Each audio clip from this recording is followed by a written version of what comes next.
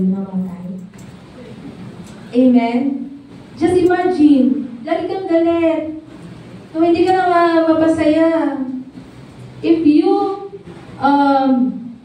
think of those victims of earthquake, you will happy of what you have right now. Napanood ko yung video na nag-aabang sila, nag-aantay sila ng food at saka water. Nakita niyo yun? Lahat ng mga dumadaan, tinataas nila yung nila, nangihingi sila ng food at saka water. Pag may mabigay sa kanila ng food at saka water, sobrang masaya na.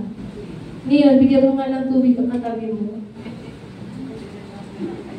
Why? Kasi marami kang bagay na meron ka ngayon.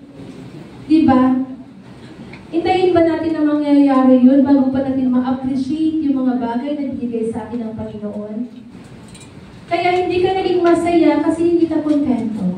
And God wanted you to be contented of what you have kasi you can praise Him.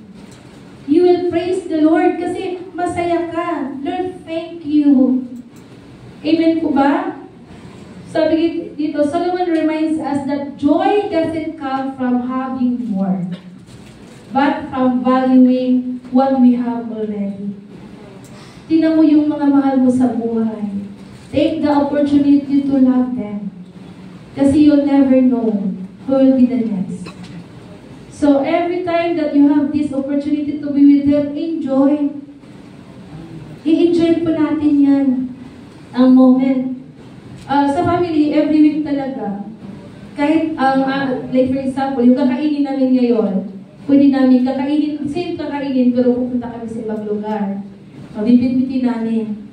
Or pwede kami, magkano ang budget natin ngayon sa kainan? So, hanap kami ng kakainan na mag-swap lang din sa budget na dapat doon. And doon kami kakain for us to celebrate na magkakasama pa rin kami. Why? Like yung sinasabi sa mga anak ko na you will never know.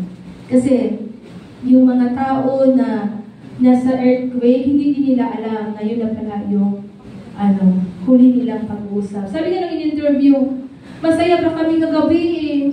Hindi namin alam na darating yung lindol. Hindi man lang kami nakapagpaalaman sa isa't isa. Hindi na talaga tayo makapagpaalaman sa isa't isa. Kaya every moment na magkakasama kayo, take the opportunity to show them that you love them. To show them that you are okay. Na masaya ka. Huwag kang matulog na hindi ka masaya. Find ways na masaya ka, na matulog. Kasi sayang yung oportunidad na binigay sa iyo ni Lord na hindi mo nagamit ng tama. Amen? Amen. Yung mga nadisgrasya, diba? Dito sa Katapatan, di Banggaan, 4 kayo. No? Nagkaroon ng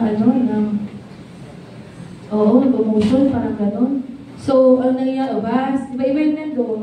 Hindi naman